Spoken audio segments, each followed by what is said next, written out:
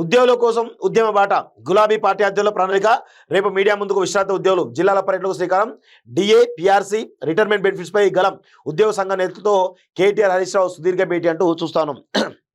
ఎవరైతే గతంలో ఉద్యోగ సంఘాల్లో పనిచేసిన నాయకులు ఎవరైతే ఉన్నారో సిగ్గు తెచ్చుకోండి, సిగ్గుమాలిన పనులు చేయకండి.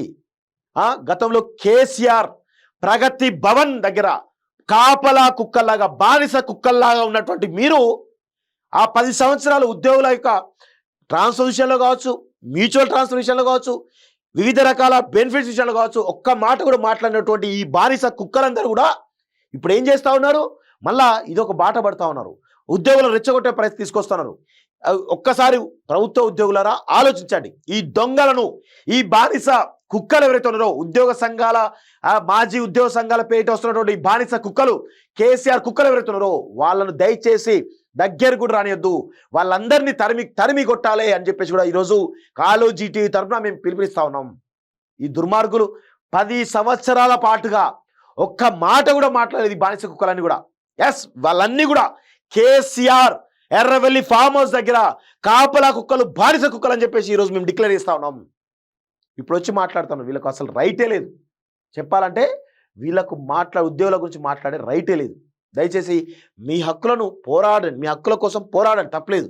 కానీ ఈరోజు ఇలాంటి బానిస కుక్కలకు వాళ్ళ రాజకీయ ప్రయోజనాలు నెరవేరడానికి మీరు పావులుగా మిగలొద్దు. మీరు ఉద్యమం చేయండి.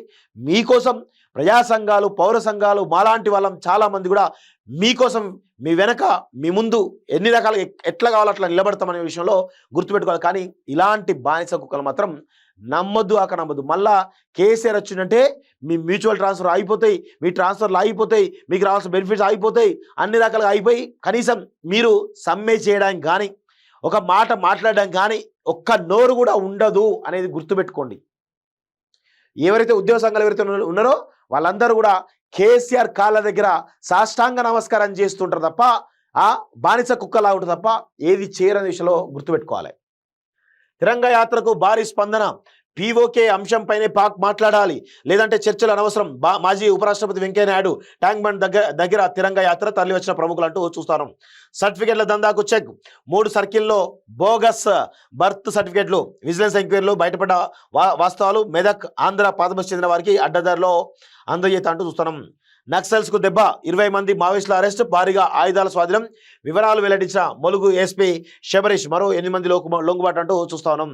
విదేశాల్లో ఉన్నత విద్యను చదువుకోవాలని అనుకుంటున్నారా? అయితే వెంటనే ఫ్లైగ్రాడ్ ఓవర్సీస్ ఎడ్యుకేషన్ కన్సల్టెన్సీని సంప్రదించండి.